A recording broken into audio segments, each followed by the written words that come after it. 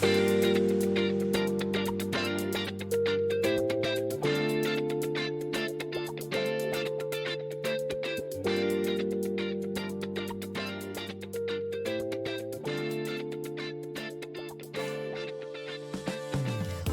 to Beyond Bridge, the podcast where courage meets community. We shine a light on the stories, science, and support that define the breast cancer journey. From survivors and thrivers to doctors and advocates, we're here to share real conversations, expert insights, and the hope that carries us forward. Whether you're newly diagnosed, a lifelong fighter, or walking alongside someone you love, this is your space, your voice, and your story. Welcome to Beyond Bridge. On this episode of our podcast, we are talking to Yolanda Yang, a HER2 triple negative breast cancer survivor and triple positive, HER2 triple positive. Is that right? Okay. And she was diagnosed in 2024. So Yolanda, share with us briefly your personal journey with breast cancer. So my journey has been, I feel like it's been a blessed one. It's not something that I've, compared to other people's stories, has been relatively light compared to what other stories I've heard. I initially felt a lump in my armpit and I had discharge from my nipple. So I knew I wasn't pregnant. So I knew it had to be something wrong. Recently, maybe 2015, I had a papilloma removed from my breast. So I thought maybe it was scar tissue fluid that was starting to leak out. When I went to the doctor, I explained, hey, I found a lump. I see fluid coming out.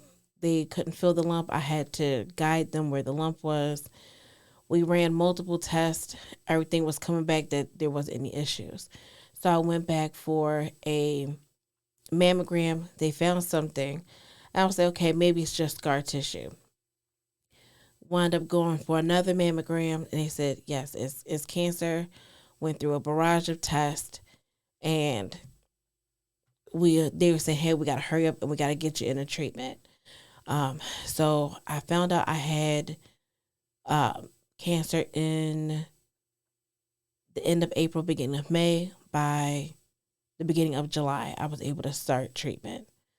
And from there, I say everything is going pretty decent for what I've experienced. I was not expecting, I knew what to expect because I had family members that had cancer and they were able to pull through and be on the other side with a poker face. Didn't see any issues that I've had, mainly with the feeling like your body's dried out no matter what I was doing. But I'm grateful for having to ask questions and being able to talk to other people that's going through it and learning from their tips what they were able to do. So let me ask you this. You said you had family history. Was it a family history of breast cancer or just a family history of cancer in general? So it was a family history of cancer in general. No one in my family has had breast cancer. Like my dad had cancer, like colorectal cancer, but his was due to a lifestyle. I've had aunts and uncles that had it, but it was due to lifestyle. So even my grandmother, she was a smoker, and that's how she got her cancer. None of their cancer was hereditary, though. And when I did my genetic testing, it didn't come up for any genetics. So they didn't understand where it could have came from. When I asked the doctor, they said, you just were an unlucky person that got it. Wow. Unlucky person that got it. Okay. Interesting point. So you've been diagnosed. Mm-hmm. Okay. Not really a family history of breast cancer, but family history of cancer based upon lifestyle choices people are making. Okay. So what was your treatment like? So I did chemotherapy with immunotherapy mixed with it. I also did a hormone suppressant, and I've had that. I went through about 6 months of treatment. Partway through the treatment, the doctor was saying, everything's going good. I can't feel the lump anymore. By the time of the end of the treatment, I was prepping for surgery. The surgeon said I did great. He just believes he might just scoop out scar tissue. And I told him I don't want to just have a piece of it scooped out. I would like a double mastectomy. I don't want any sparing, completely take them off, and I want reconstruction with my own natural tissue.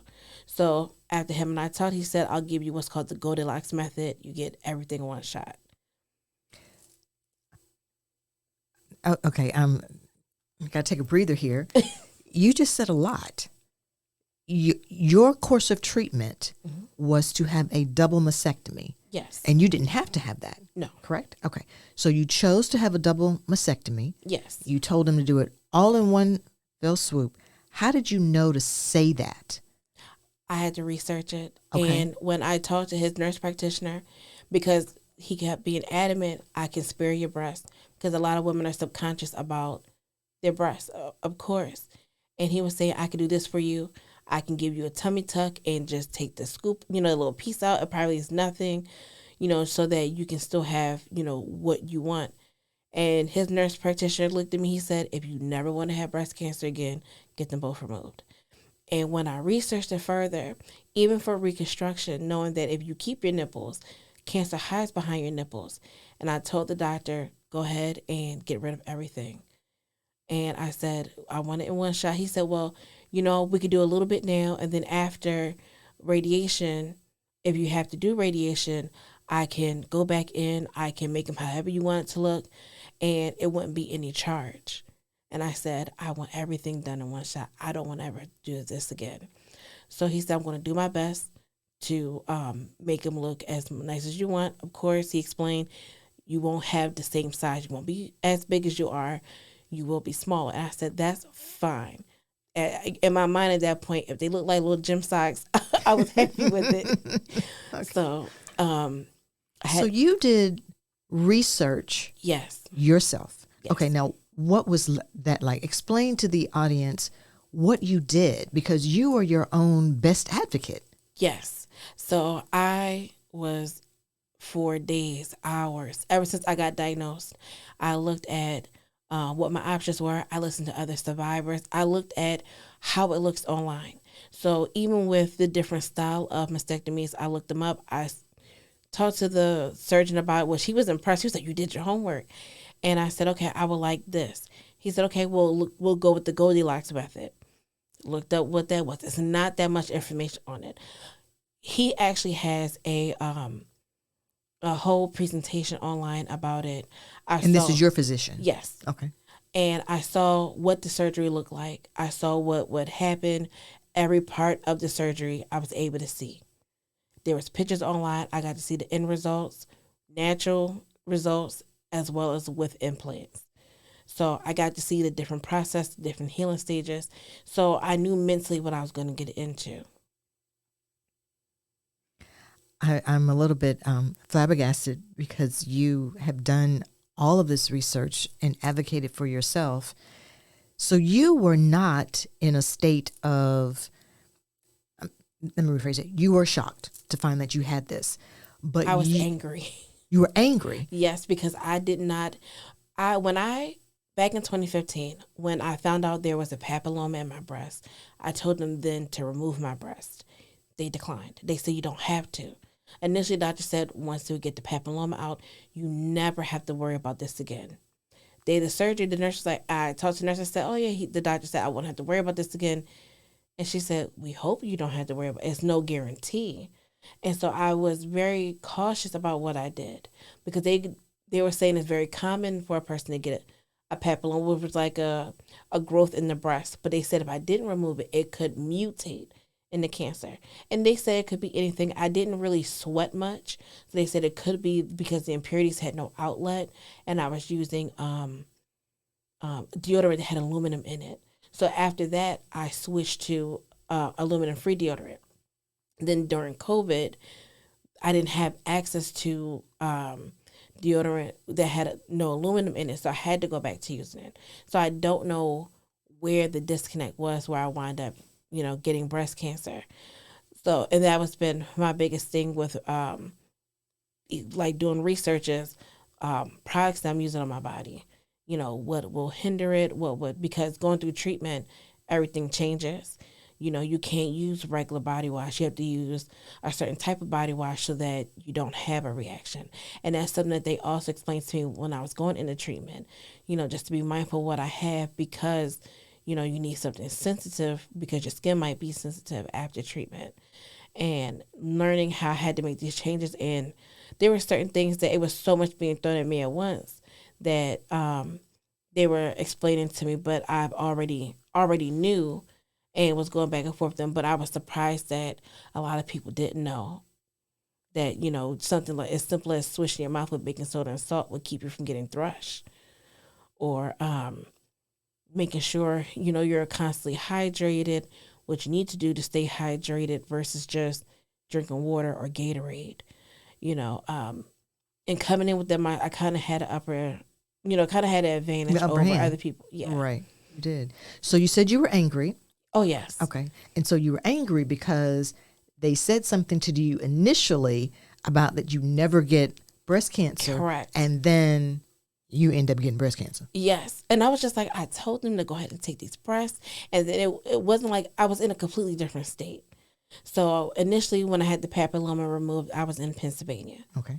And then coming out here and finding out years later, hey, something happened and now you have cancer. And I knew it because I was like, no, I don't.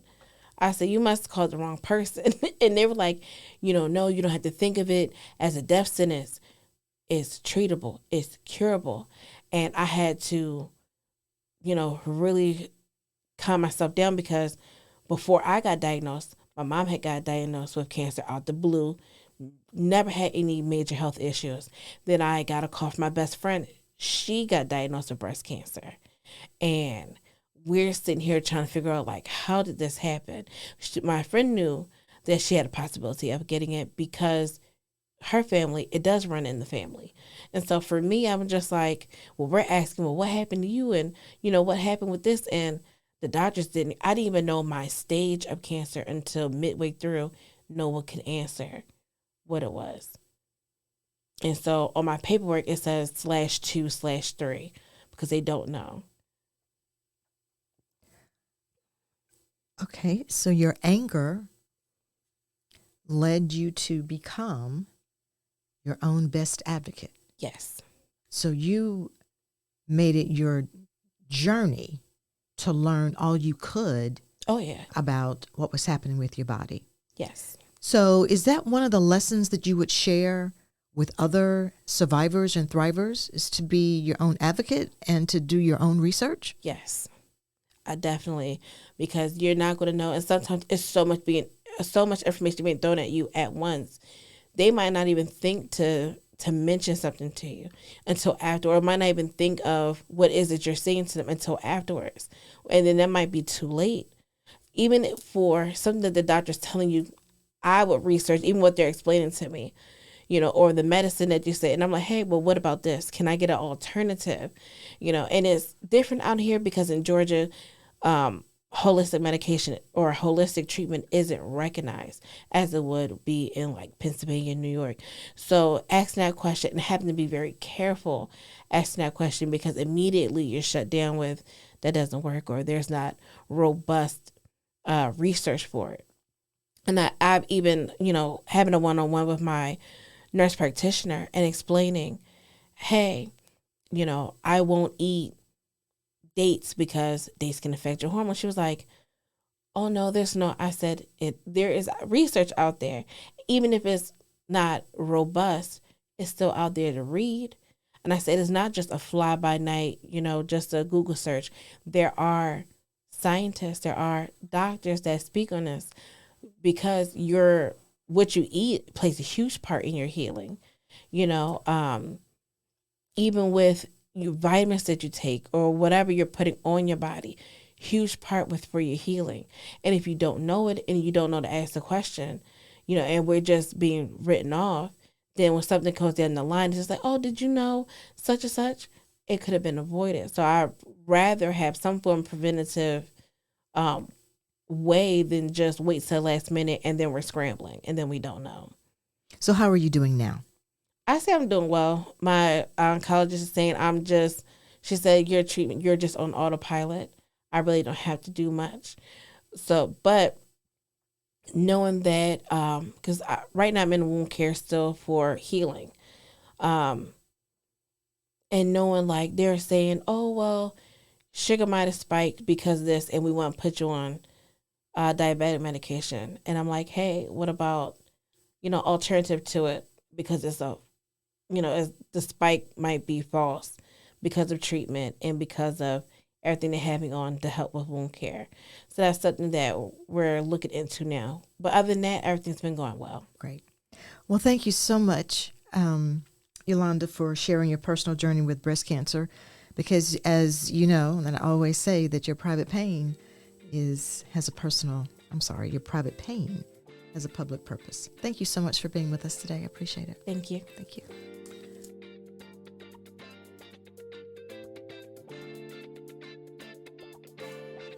Beyond Bridge, a place of strength, support, and shared stories. If the conversation touched your heart, be sure to share it with someone walking this journey. And always remember, you are not alone. God walks with you, even in the valleys. Lean on His promises, trust His timing, and never lose hope. Until next time, may you be covered in grace, filled with courage, and surrounded by love. I am Jacqueline Anthony. For all of us at Bridge, thanks for joining the conversation.